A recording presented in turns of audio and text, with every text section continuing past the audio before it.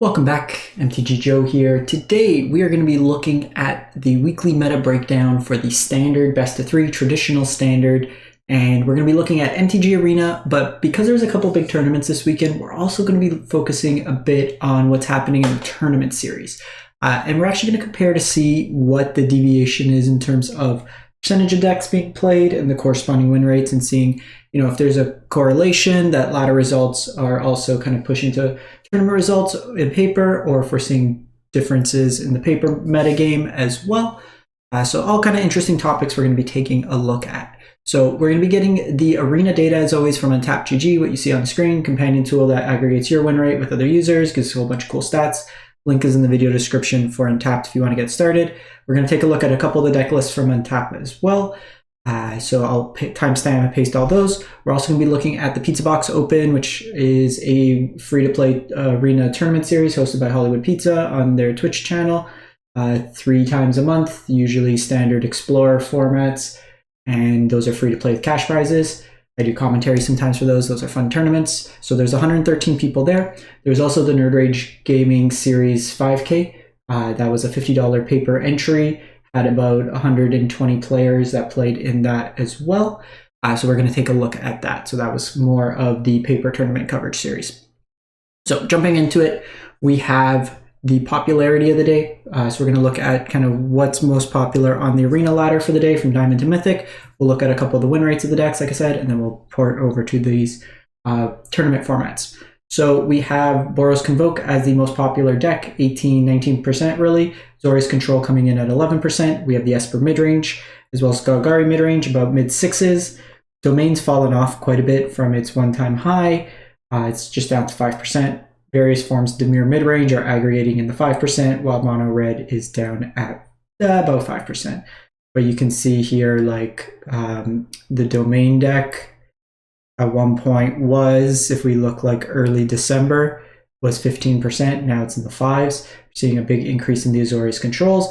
That in part because Temporary Lockdown does a very good job of dealing with all these Convoke style strategies. I feel like Mono Red's taking a little bit of a hit of the strays just in terms of all the cheap removal that's being played, as Lockdown kind of hits that deck pretty hard too, as opposed to like some of like the more targeted removal decks. You see Convoke peaked upwards of 20% and has slowly been coming down in terms of the deck itself. So we will look Diamond to Mythic rank, February 12th through the 19th, 22,000 games of best of 3 Magic played. And while Domain itself was having a lower win rate, like play percentage, seen it actually hold up at least on the ladder at a reasonable rate, 65%. What we're seeing is the main board temporary lockdowns, just more respect for the aggressive decks. We're seeing the lockdowns as well as the depopulate being played in place. A couple Tishana's Tidebinders in the main for activated abilities.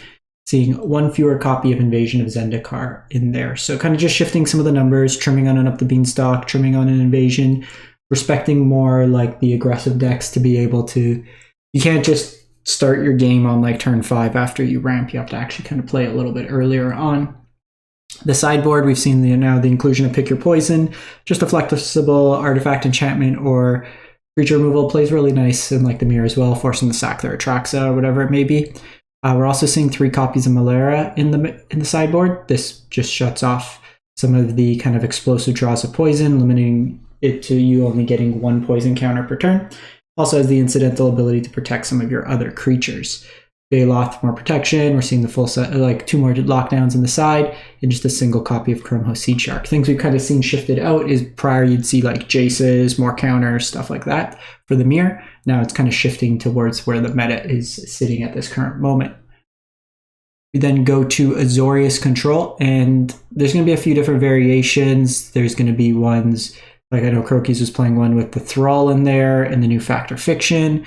This version here is just more like hard control game 1. No creatures. You're winning really with Wandering Emperor, the Sunfall token. You have Invasion of New Phyrexia to make a whole bunch of tokens, and then you have your Restless Anchorage in the sideboard.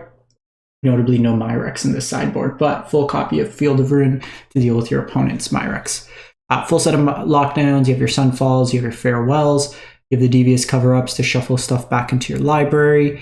the new Deduce card as an anticipate that you can kind of put your second card draw on layaway. So early you can just 2 mana. On turn 4, if you want, you could draw 2 cards as well with it. No More Lies, flexible counterspell, the mana leak with exile, and then just like I said, some cheap removal kind of scattered in there. Graveyard Hate, just some counters where needed against aggressive decks. You also have Sunset Revelry to populate as another, so just kind of more sweepers when needed, and then Hallbreaker Horror for the control mirrors kind of mixed into there. Then go to Boros Convoke at 63%. So basically the differentiation you're going to see with some of the decks, mana base kind of considerations, a lot of them are on the full set of Cavern. A lot have also shifted off the Yodian. It's at 62%, but I think there's better versions, to be honest, out there. So we'll look at the tournament ones.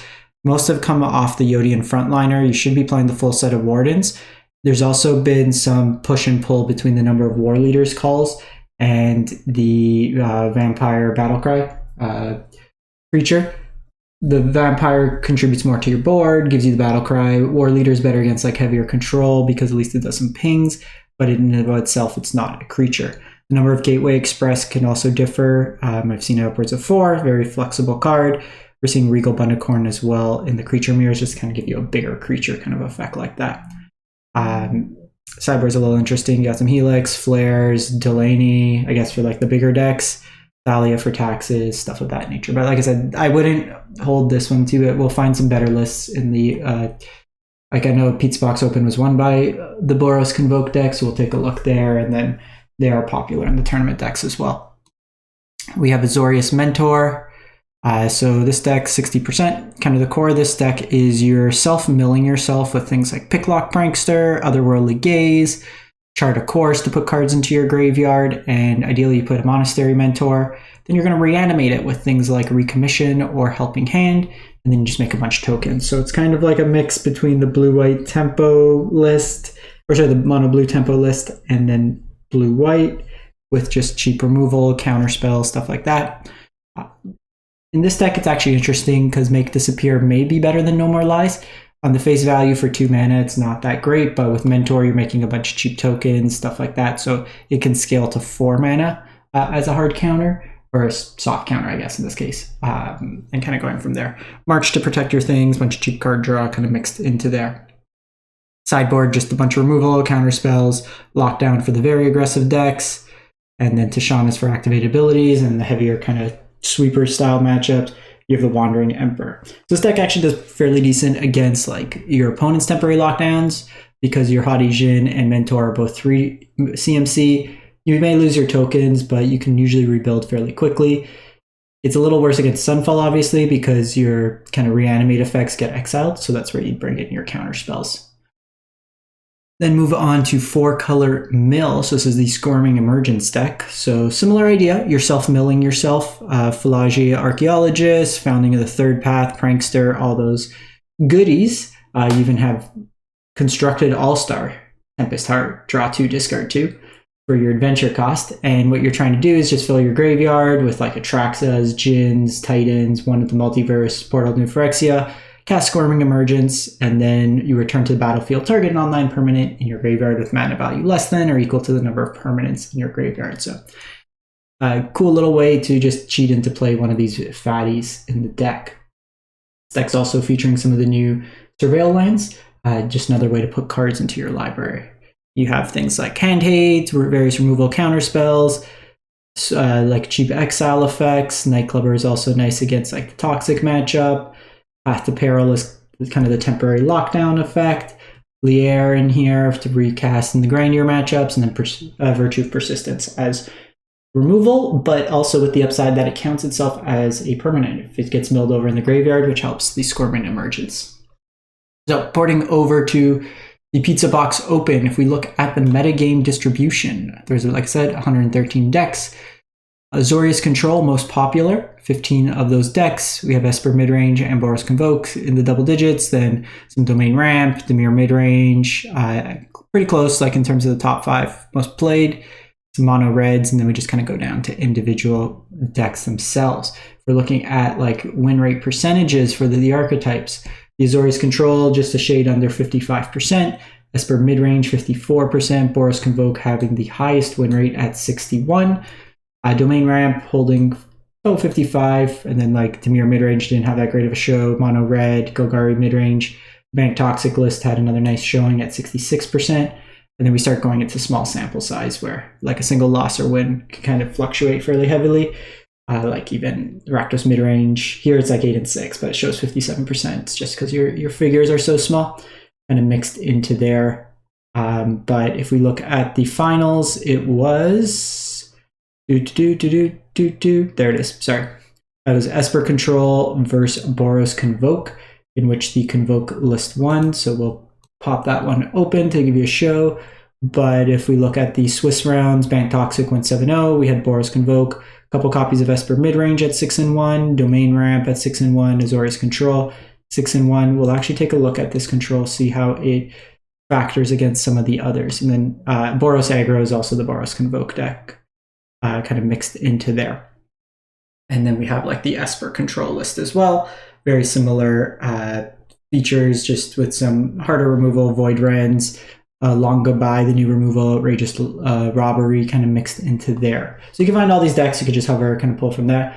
Just curious in this case to see the Boros Convoke list. We see the full Knight Errant of Eos, the full Wardens, two Charming Scoundrels also in this version, as well as 2 Regal Bunnicorns.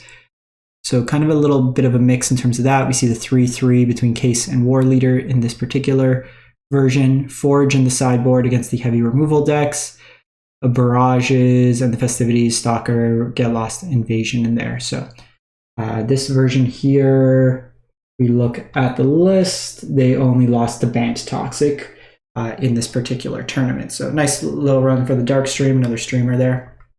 If we look at the Azorius Control deck, this version here is on Jace the Perfected Mind. We have an Ezim in here, the new Sphinx kind of mixed into there. Full Lockdown, Sunfalls, Farewells. So a lot of the kind of same package. The Disruption Protocol works really nicely with all the Investigate tokens because it comes, you could tap down the token and then becomes Counterspell in that case. Full Seed Shark sideboard, some Thralls in there. In the sideboard, Elish Norn as well for any of the ETB style effects. So that was it from the Pizza Box. If we look at Nerd Rage Gaming, again, mid-hundreds, mid to low hundreds folks played in the tournament.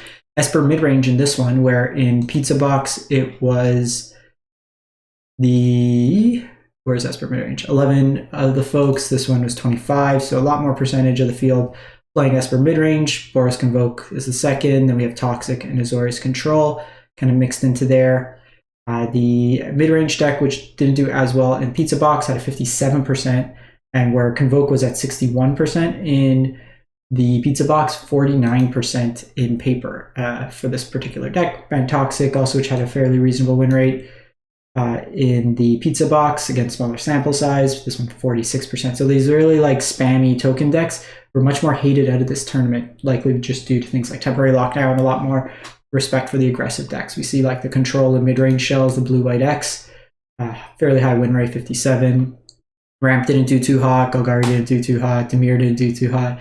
Really just kind of coming down, and honestly there's not really many great win rates for a lot of these, even just like single decks. Like Dimir Reanimator had a good show. We'll take a look at that deck because it's fairly unique. But outside of that, like the big boys and girls did pretty well. So Boros Convoke in this Swiss round also went 7-1. So we had that. If we're looking at the finals, it was Azorius Control versus Esper midrange. We'll pop these out, see what they look like. And then I'm also interested in the Dimir deck here. There's a lot of good information here. Like you could kind of hover through. We won't go through all the decks, but interested there. So Esper midrange, this is fairly stock, your Rafine Deep Cavern Bat package, the Virtues, single copy of Alcazats.